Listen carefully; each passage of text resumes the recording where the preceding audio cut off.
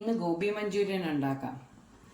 അതിനാദ്യം കോളിഫ്ലവർ ചെറുതായിട്ട് അരിഞ്ഞ് അതിനകത്ത് പുഴു ഉണ്ടോ എന്നൊക്കെ നോക്കണം. എന്നിട്ട് നല്ലോണം കഴുകിയിട്ട് ഉപ്പും മഞ്ഞളും ഇട്ട് വെള്ളം തിളപ്പിച്ചിട്ട് അതിനകത്തോട്ട് ഇട്ട് വയ്ക്കാം. ഞാൻ വെള്ളവും മഞ്ഞളും ഉപ്പും കൂടെ ഗ്യാസിൽ വെച്ചിട്ടുണ്ട്.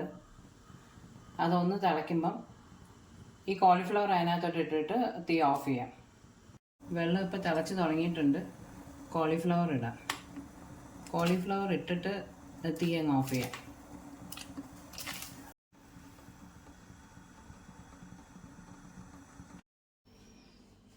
കോളിഫ്ലവർ പൊരിക്കാൻ ബാറ്റർ ശരിയാക്കണം.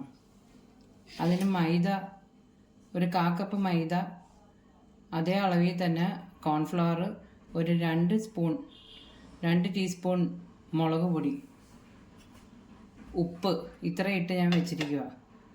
പിന്നെ അതിൻ്റെ കൂടെ ഒരു മുട്ട,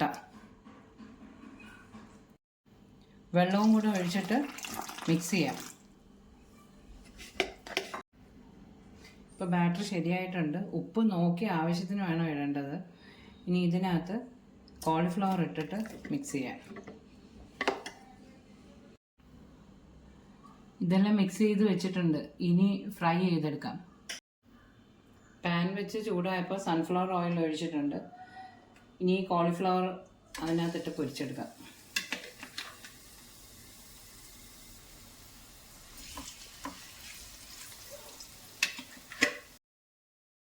ഒരു സൈഡ് റെഡി ആയിട്ടുണ്ട്. ഞാനത് തിരിച്ചിട്ടിട്ടുണ്ട്. ഇപ്പം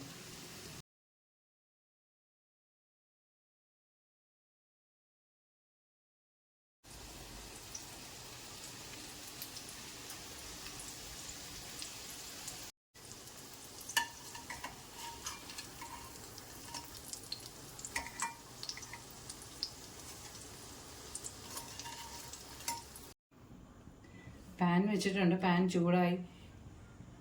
സൺഫ്ലവർ ഓയിൽ കുറച്ച് ഒഴിച്ചു കൊടുക്കാം.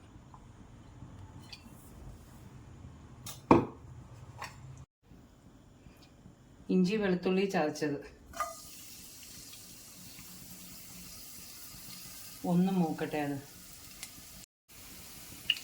ഇനി ഒരു പകുതി സവാള ചെറുതായിട്ട് അരിഞ്ഞത് അതിന് ഇത് ഒന്ന് മൂക്കട്ടെ.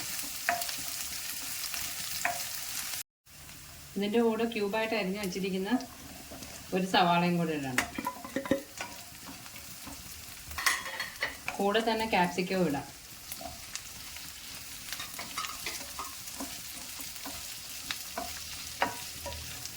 മുളക് പൊടി ഇടണം. ചെറിയ സ്പൂണിന്, ചെറിയ ടീസ്പൂൺ.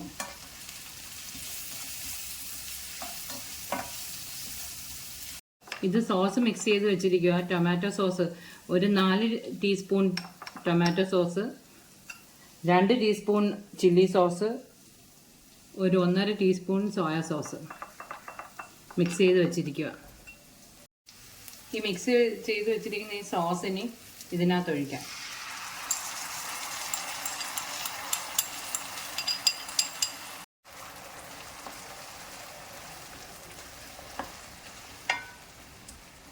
ഉപ്പ് നോക്കണം. ഉപ്പ് നോക്കിയിട്ട് വേണം ചേർക്കാൻ. ഈ സോസിനൊക്കെ ഉപ്പുള്ളതുകൊണ്ട് ഉപ്പ് നോക്കിയിട്ട് ചേർക്കണം.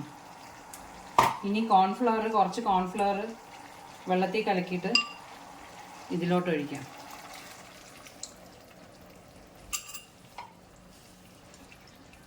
ഇനി ഇതിലോട്ട് നേരത്തെ പൊരിച്ചു വെച്ചിരുന്ന കോളിഫ്ലവർ ചേർക്കാം.